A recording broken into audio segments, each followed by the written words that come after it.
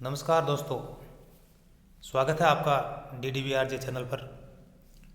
जैसा कि आपको पता है, इस चैनल के माध्यम से हम आपके लिए नियमित रूप से वस्तुनिष्ठ शिक्षा मनोविज्ञान जो है उसकी प्रश्नोत्तरी जो है आपके लिए लेकर आते हैं। और ये प्रश्नोत्तरी जो है विगत वर्षों में लगभग मान लें आप 10 से 15 साल के समय में जो प्रश्न पूछे गए हैं मनोविज्ञान से संबंधित, उन प्रश्नों को हम एक टॉपिक के हिसाब से बनाते हुए आपके सामने लेकर आ रहे हैं और बड़ा ही अच्छा रिस्पॉन्स आपकी तरफ से मिल रहा है। तो आप यूं ही हमारे साथ बने रहें, चलते रहें और हम आपको आपकी जो मंजिल है उस तक पहुंचाने का काम करेंगे और वहां तक आपके साथ चलेंगे। वीडियो को लाइक करें, शेयर करें, कमेंट करें और चैनल को सब्सक्राइब जरूर करें। और जैसे ही प्रश्न आपके सामने आता है उस प्रश्न को हम आपके साथ प्रस्तुत करते हैं, उसके ऑप्शन प्रस्तुत करते हैं और उस प्रश्न के जो आंसर हैं उसको कमेंट में लिखने का आपको प्रयास करना है। तो चलते हैं आज के इस अपने वीडियो की तरफ। आज का जो पहला प्रश्न अपना है वो है, निम्न में से कौन सा कथन सही नहीं है। ये प्रश्न जो है सेकंड ग्रेड टीचर PTI 2012 में पूछा गया है। इसमें से गलत छांटना है कि कौन सा गलत है। तो देखते हैं भाई। पहला ऑप्शन है, शिक्षा मनोविज्ञान अधिगम कर्ता के विकास के विभिन्न स्तरों पर हमको उसकी योग्यता तथा सीमाओं से परिचित कराता है। तो बात सत्य है, ऐसा काम होता है। दूसरा है, शिक्षा मनोविज्ञान की प्रक्रियाएं केवल कक्षा परिस्थितियों तक सीमित नहीं है। ये बात भी सही है। शिक्षा मनोविज्ञान अधिगम सिद्धांत एवं नियमों को स्थापित करता है। ये भी बिल्कुल सही है। शिक्षा मनोविज्ञान हमको शिक्षा के उद्देश्यों को प्राप्त करने के तरीकों के बारे में नहीं बतलाता है। और ये नहीं आता तब तो ये भी सही हो जाता, पर नहीं आ गया इसका मतलब ये हो गया गलत। तो ऑप्शन नंबर कौन सा सही हो गया भाई? वैसे गलत है पर सही कौन सा हो गया? चौथा प्रश्न अगला, प्रशिक्षणार्थियों हेतु शिक्षा मनोविज्ञान का आधारभूत कार्य है। मतलब अभी जो BEd कर रहे हैं, STC कर रहे हैं या अन्य कोई प्रशिक्षण संबंधी कार्य कर रहे हैं, उन बच्चों के लिए शिक्षा मनोविज्ञान का आधारभूत जो कार्य है वो क्या है? तो पहला ऑप्शन आपका है, कक्षा शिक्षण की युक्ति सिखाना, नंबर 1। दूसरा है, छात्रों की समस्याओं, व्यवहार एवं आवश्यकता के प्रति अंतर्सूझ विकसित करना। नंबर 3 है, शिक्षण के विभिन्न पक्षों के प्रति अंतर्दृष्टि पैदा करना। और चौथा है, शिक्षण प्रक्रिया के मूल्यांकन के लिए अनुसंधान डिजाइन तैयार करना। ये बातें जो हैं वो लगभग ये माने कि आप इसमें सही हैं, परंतु इसमें पूछा है कि आधारभूत कार्य कौन सा है। तो आधारभूत कार्य जो है वो है छात्रों की समस्याओं, व्यवहार एवं आवश्यकता के प्रति अंतर्सूझ विकसित करना, ऑप्शन नंबर 2। और ये पूछा गया है फर्स्ट ग्रेड ज्योग्राफी 2014 में। चलते हैं आगे की ओर। अगला जो प्रश्न अपना है वो क्या बताता है, देखिए, निम्नलिखित में से कौन सा शिक्षा मनोविज्ञान का कार्य नहीं है। ये प्रश्न पूछा गया है फर्स्ट ग्रेड बायोलॉजी 2020 में। आपके पास ऑप्शन है, मैं ऑप्शन आपके सामने प्रस्तुत करता हूँ, आपको कमेंट में जवाब देना है। अधिगमकर्ता को जानना, ये पहला है। दूसरा है, विषय वस्तु का चयन एवं संगठन करना। तीसरा है, सीखने की प्रविधियों के लिए सलाह देना। और चौथा है, असामान्य मनोविज्ञान वाले व्यक्तियों को समझना। अब क्या कर रहा है कि यह मतलब शिक्षा मनोविज्ञान का काम जो नहीं है वो बताओ। तो पहला था अधिगमकर्ता को जानना, बिल्कुल है। दूसरा है, विषय वस्तु का चयन एवं संगठन करना, ये भी है। सीखने की प्रविधियों के लिए सलाह देना, ये भी है। असामान्य मनोविज्ञान, तो असामान्य मनोविज्ञान तो शिक्षा मनोविज्ञान के अंतर्गत आता भी नहीं है, ये तो अलग शाखा है। तो ये क्या है, इसमें गलत हो गया। तो ये शिक्षा मनोविज्ञान का काम नहीं है, चौथा। अगला जो प्रश्न है वो ये बता रहा है, शिक्षण अधिगम में मनोविज्ञान के महत्व के संबंध में निम्नलिखित में से कौन से कथन सही नहीं है। भाई कथन आपको दे रखे हैं, इनमें से कौन से कथन सही नहीं है। हाँ, तो भी थोड़ा सा इसमें बोलने में कंफ्यूजन हो गया थोड़ा सा, दोबारा पढ़ते हैं आपके सामने। शिक्षण अधिगम में मनोविज्ञान के महत्व के संबंध में निम्नलिखित में से कौन से कथन सही हैं, मतलब सही बताने हैं। तो नीचे आपके पास ऑप्शन जो है उनमें से चेक करना है कि कौन सा सही है या एक से ज़्यादा सही हैं, जितने भी हैं। तो फर्स्ट ग्रेड कॉमर्स और फिलोसॉफी 2016 में ये प्रश्न पूछा गया है। तो पहला जो ऑप्शन आपके पास है, शिक्षार्थी को जानने में सहायक, तो भाई कथन ये भी सही है। शिक्षक को स्वयं को जानने में सहायक, तो कथन तो ये भी सही है। प्रभावी अधिगम प्रक्रिया में सहायक, कथन ये भी सही है। शिक्षक की व्यावसायिक वृद्धि में सहायक, तो कथन तो चारों ही सही हैं। अब नीचे कूट दे रखे हैं आपको अपने हिसाब से बताना है कि जिसमें चारों ऑप्शन दे रखे हैं वो कौन सा है, उत्तर कमेंट में लिखें। अगला जो प्रश्न है उसकी चर्चा करते हैं आपके साथ। निम्न में से कौन से कथन शिक्षा मनोविज्ञान के महत्व के संदर्भ में सही हैं? ये सेकंड ग्रेड 2023 में पूछा गया है।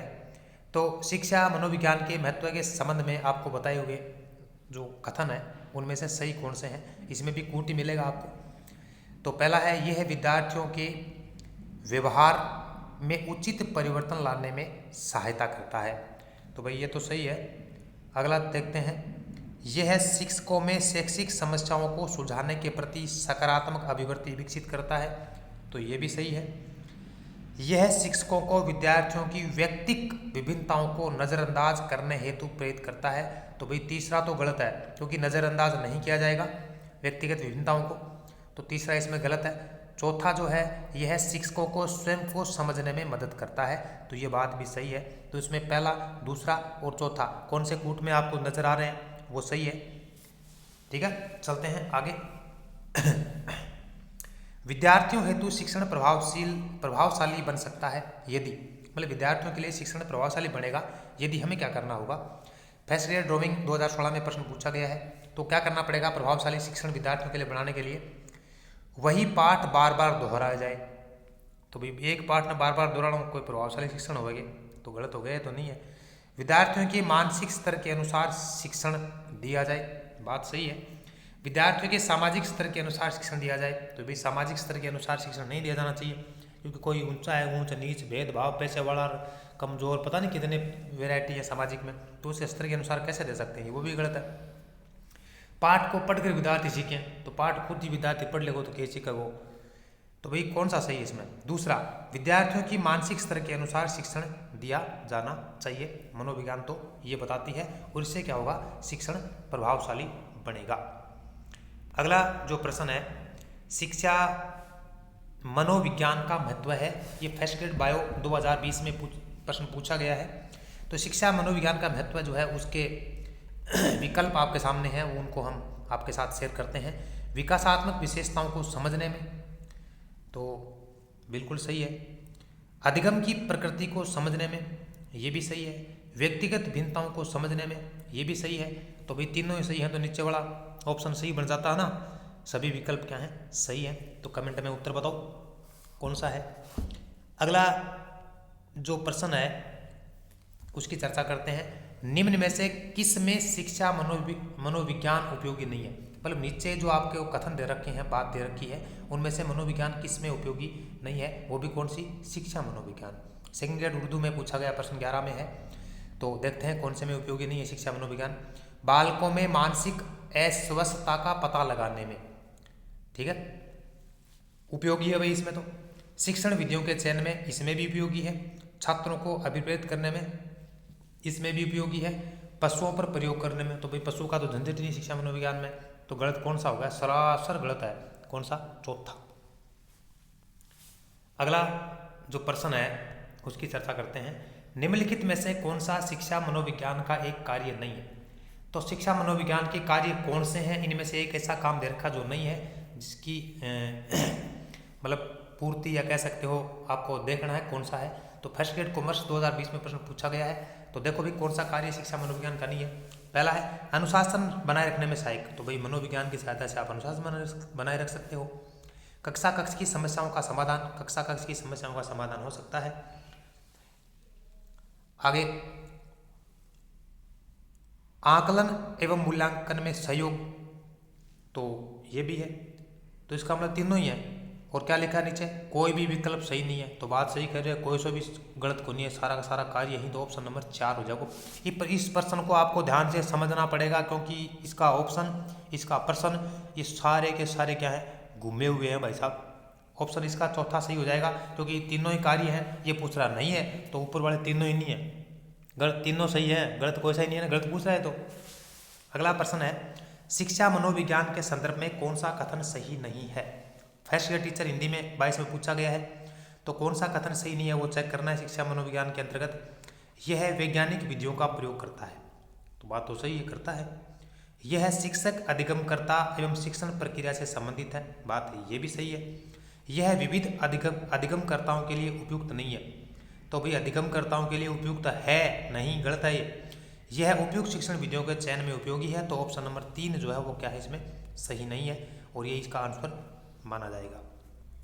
अगला जो प्रश्न है, शिक्षार्थी को मनोविज्ञान के रूप में समझना तथा उसके व्यक्तिगत शारीरिक मानसिक तथा व्यक्तित्व की विशेषताओं को समझना अच्छा गुण है।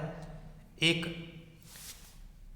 प्रशासक का, शिक्षक का, व्यवस्थापक का, मार्गदर्शन का। देखो भी बात इसमें पूछ रखी है आपको शिक्षार्थी के बारे में, तो शिक्षार्थी का प्रशासक से क्या मतलब है, ज़्यादा नहीं है। व्यवस्थापक से क्या मतलब, इससे भी ज़्यादा नहीं है। मार्गदर्शन, इससे भी क्या है, मार्गदर्शक होता तो थोड़ी सोचते, क्योंकि शिक्षक मार्गदर्शक होता है बच्चे का। तो इसका ऑप्शन है दूसरा सबसे सटीक है और ये प्रश्न पूछा गया है फर्स्ट ग्रेड म्यूजिक 2016। चर्चा करते हैं अगले प्रश्न की। प्रश्न दे रखा है, शिक्षा के उद्देश्यों को प्राप्त करने के लिए निम्न में से किसकी विशेष भूमिका है। मतलब शिक्षा के जो उद्देश्य हैं आपको प्राप्त करना है, प्राप्त करने के लिए हमें कौन कौन सी चीज़ें हैं उनकी ज़्यादा जरूरत पड़ रही है, जो नीचे लिखी है उनमें से देखना है। फर्स्ट ग्रेड मैथ्स में पूछा गया प्रश्न है 2020 में। तो विद्यालय भवन, तो विद्यालय भवन की भी जरूरत पड़े। खेल का मैदान, इसकी भी जरूरत पड़ती है। पुस्तकालय, इसकी भी जरूरत पड़ती है। तो ऑप्शन अपना आप सही बन जाए, कौन सा है उपयुक्त, सभी। अगला प्रश्न है, शिक्षण और अधिक प्रभावी हो सकता है जबकि, मतलब शिक्षण को और अधिक प्रभावी कर सकते हैं जब क्या कर सकते हैं। फर्स्ट ग्रेड इकोनॉमिक्स 16 में प्रश्न पूछा गया है। तो क्या करें शिक्षण को अधिक प्रभावी बनाने के लिए, तो नीचे वाली चीजें उनमें से बताना है। अधिगम शिक्षक द्वारा निर्देशित एवं नियंत्रित हो। अधिगम मतलब सीखना, तो भाई सीखने पर नियंत्रण क्यों करना जरूरी है, तो ये ज़्यादा बात सही तो नहीं है, क्योंकि सीखने पर क्या नियंत्रण करना है, लिखो सीखो, अनलिमिटेड सीखो, कोई दायरा थोड़ी सीखने का, कितना भी सीखो। अधिगमकर्ता को स्वयं करने की स्वायत्तता व नियंत्रण दिया जाए। बात ज़्यादातर बढ़िया लग रही है। अगर डाला, शिक्षक तथ्यों की व्याख्या करने में केंद्रीय भूमिका का निर्वहन करे। बात एक केंद्रीय भूमिका यदि शिक्षक ही निर्वहन करेगा तो बच्चों को ध्यान में नहीं रखा जा रहा, तो ये ज़्यादा सही नहीं है। कक्ष में शिक्षक निर्देशित विधियों का उपयोग किया जाए। तो शिक्षक निर्देशित विधियों का उपयोग करना महत्वपूर्ण नहीं है। बाल केंद्रित शिक्षा है, तो बालकों के स्तर के, मानसिक स्तर के अनुकूल शिक्षण विधियों का चयन किया जाना जरूरी है। तो सबसे सही यदि माना जाए तो वह है दूसरा, अधिगमकर्ता को स्वयं करने की स्वायत्तता, वह क्या दी जाए, नियंत्रण दिया जाए। तू खुद कर, तेरे साबू कर, जब तो उसका, तो उससे बहुत सारी चीज़ें उस बच्चे की विकसित होंगी, उसका बहुत अच्छा विकास होगा। प्रश्न जो है अगला, निम्नलिखित में से कौन सा राय वर्णन के अनुसार शिक्षा के 3 संबंधों में सम्मिलित नहीं है। मतलब कौन सी चीज़ है वो राय वर्ण एक विद्वान है उनके अनुसार शिक्षा के 3 जो संबंध हैं उनमें से सम्मिलित नहीं है। ये फर्स्ट ग्रेड बायोलॉजी 14 में प्रश्न पूछा गया है। तो भाई कौन सी चीज़ है, बच्चे और शिक्षक में संबंध है, बच्चा और शिक्षक के बीच में संबंध होना चाहिए। बच्चे और समाज में संबंध, बच्चा और समाज में संबंध भी हुआ है। शिक्षक और विषय में संबंध, विषय और बच्चे में संबंध। तो भाई तीनों में देखा जाए तो शिक्षक और विषय का, क्योंकि विषय जो है वो बच्चे के अनुसार बना जाता है, न कि शिक्षक के अनुसार। तो तीसरा जो है वो इसमें सही नहीं है, सम्मिलित नहीं है। शिक्षक और विषय में संबंध इन्होंने नहीं बताया, बाकी तीनों इन्होंने बताए हुए हैं। तो तीसरा ऑप्शन इसका क्या होगा, यहाँ सही हो गया, और जो इनके संबंधों में शामिल नहीं। अगला जो प्रश्न है, निम्नलिखित में से कौन सा शिक्षा मनोविज्ञान के अध्ययन की वस्तुनिष्ठ विधि नहीं है। तो कौन सी विधि नहीं है, प्रयोगात्मक विधि है, उपचारात्मक विधि है, आत्मनिरीक्षण विधि है और निरीक्षण विधि है। तो भाई वस्तुनिष्ठ विधि की चर्चा यदि आप करते हो तो प्रयोगात्मक विधि है। इसमें देखो आपको पूछा क्या है कि वस्तुनिष्ठ विधि नहीं है, तो कौन सी वस्तुनिष्ठ नहीं है वो बताना है। और जो वस्तुनिष्ठ है तो प्रयोगात्मक वस्तुनिष्ठ है, उपचारात्मक विधि है वो भी वस्तुनिष्ठ है, पर आत्मनिरीक्षण विधि जो है वो वस्तुनिष्ठ नहीं है, और निरीक्षण विधि भी क्या है, वस्तुनिष्ठ है। तो ऑप्शन कौन सा सही हो जाएगा भाई, थर्ड। फर्स्ट ग्रेड बायोलॉजी 2014 में ये प्रश्न पूछा गया है। आगे चर्चा करते हैं प्रश्न अगले की। शिक्षा और मनोविज्ञान का उभयनिष्ठ लक्ष्य है। तो भाई यो प्रश्न बड़ो सस्पेंस को प्रश्न है, एक चर्चा थोड़ी सी बड़ा है पर करश्या। पहले ऑप्शन देखो, फर्स्ट ग्रेड इकोनॉमिक्स 14 में पूछे हुए प्रश्न है। शिक्षा और मनोविज्ञान का उभयनिष्ठ लक्ष्य है। मतलब उभयनिष्ठ का मतलब शिक्षा का भी है और मनोविज्ञान का उभयनिष्ठ लक्ष्य है, दोनों का है। बेहतर शिक्षा, व्यवहार का अध्ययन, व्यवहार में परिवर्तन और बाल विकास। ठीक है। अब देखो भी यो प्रश्न जो है वो प्रश्न गएड़ो है आरपीएससी में क्या करना, कोर्ट में जाके एक जोड़ पदा हुएड़ो है। इम ऑप्शन एक ज़्यादा है, क्योंकि बेहतर शिक्षा भी इसका उद्देश्य है, व्यवहार का अध्ययन भी इसका उद्देश्य है, व्यवहार में परिवर्तन लाना भी उद्देश्य है, बाल विकास भी इसका क्या है, उद्देश्य है। परंतु देखो थोड़ी सी चर्चा करूँ इसके ऊपर, तो इसको डिलीट किया गया था प्रश्न को, तो आंसर सही सटीक आरपीएससी ने भी नहीं दिया था। फिर भी एक चर्चा करते हैं आपके साथ। शिक्षा का संबंध संपूर्ण मानव जीवन से है।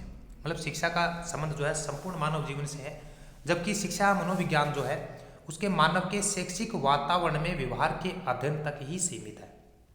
ठीक है। तो यदि आप इस हिसाब से देखते हो तो क्या देखोगे, व्यवहार जो है, व्यवहार का अध्ययन ये ज़्यादा सटीक बैठता है। तो इसको आप मान सकते हो कि ये प्रश्न जो है इस प्रकार के ऑप्शन आपके पास पूछने वाले नहीं है, क्योंकि इसके अंदर एक से ज़्यादा ऐसे प्रश्न है जो सही है। तो इसका सटीक आंसर वैसे आरपीसी ने भी डिलीट किया था इसको, तो नहीं दिया। तो मैंने आपके सामने इस चीज़ को रखा है, तो आप इसमें कमेंट में आप अपने हिसाब से बताने का प्रयास करें कि इसका सटीक आंसर कौन सा बनता है। अगला जो प्रश्न है, समस्या समाधान स्थिति के बारे में संज्ञानवादी कहते हैं। मतलब संज्ञानवादी क्या कहते हैं, फर्स्ट ग्रेड म्यूजिक 14 में प्रश्न पूछा गया है। यह उद्दीपन प्रत्युत्तर अनुबंध है, तो ऐसा तो नहीं कहते वो कि उद्दीपन के प्रत्युत्तर अनुबंध है ना। यह पुनर्बदन पर आधारित है, ये भी नहीं कहते हैं।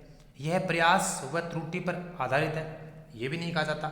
यह चिंतन प्रक्रिया पर आधारित है। तो संज्ञानवादी किस पर जोर देते हैं, चिंतन पर। तो ऑप्शन कौन सा सही हो जाएगा, चौथा। अगला जो प्रश्न है, निम्नलिखित में से समस्या समाधान को क्या बाधित नहीं करता। मतलब कौन सी ऐसी चीज है जो समस्या समाधान की क्रिया को, प्रक्रिया को, विधि को बाधित नहीं करती है। फर्स्ट ग्रेड फिलोसॉफी 14 में प्रश्न पूछा गया है। ऑप्शन है अंतर्दृष्टि, मानसिक प्रारूपता, मोर्चाबंदी, निर्धारण। तो भाई यदि समस्या समाधान विधि को प्रभावित करने वाले तत्व आपने पढ़ रखे हैं तो उसमें अंतर्दृष्टि है, मानसिक प्रारूपता है, मोर्चाबंदी उसमें नहीं है और निर्धारण उसमें है। तो ऑप्शन तीसरा क्या हो जाएगा, जो बाधित नहीं कर रहा, मोर्चाबंदी। अगला जो प्रश्न है वो है, परिवार बच्चे को निम्न प्रकार से शिक्षा देता है। फर्स्ट ग्रेड हिस्ट्री 2014 में प्रश्न पूछा गया है। परिवार बच्चे को निम्न प्रकार से शिक्षा देता है, औपचारिक, अनौपचारिक, जानबूझकर, नियमित। तो भी जानबूझ के कोई सही कौन देवे, नियमित भी कौन देवे। औपचारिक शिक्षा विद्यालय में दिए जावे तो कौन सी बची है, अनौपचारिक। तो अनौपचारिक उत्तर सही है। परिवार में बच्चे को जो शिक्षा मिलती है वो मिलती है अनौपचारिक, क्योंकि सिद्धांत कानून कायदे कुछ नहीं है, अपने हिसाब से जैसे परिवार का वातावरण वैसे बच्चा उसको सीखेगा। और अगला जो प्रश्न है आज का अपना अंतिम प्रश्न है, उसकी चर्चा आपके साथ करते हैं। किशोर शिक्षा में निम्न में से कौन सा उपागम सबसे उचित है। ये फर्स्ट ग्रेड पब्लिक एडमिनिस्ट्रेशन 2014 में प्रश्न पूछा गया है। तो दोबारा सुनाते हैं आपको प्रश्न। किशोर शिक्षा में निम्न में से कौन सा उपागम सबसे उचित है। जनसंख्या शिक्षा, जीवन कौशल शिक्षा, सेक्स शिक्षा, उपयुक्त सभी। तो भाई सबसे ज़्यादा यदि किशोर अवस्था की आप चर्चा करते हो किशोर शिक्षा में, तो उनको जीवन के तरीके, जीने के तरीके जो हैं वो ज़्यादा सिखाने का प्रयास करना चाहिए। तो इसका सबसे सही और सटीक आंसर है वो है जीवन कौशल शिक्षा। ठीक है भाई, बताना है आज के जो प्रश्न आपके लिए हम लेकर आए हैं वो आपको कैसा लगे। वीडियो को लाइक ज़रूर करें, कमेंट करें, शेयर करें। और महत्वपूर्ण बात है ये है कि जितने इन प्रश्नों को आप काम में ले सकते हो, समझ सकते हो, हमें समझना है। मात्र प्रश्न को पढ़ना, इसका आंसर खोजना कदापि उचित नहीं है, बल्कि प्रश्न को समझें, इसके ऑप्शन उनको समझें। समझने के बाद आप इससे संबंधित कोई भी प्रश्न यदि आपसे पूछा जाएगा तो आपके प्रश्न के उत्तर के गलत होने की संभावना 0 हो जाएगी।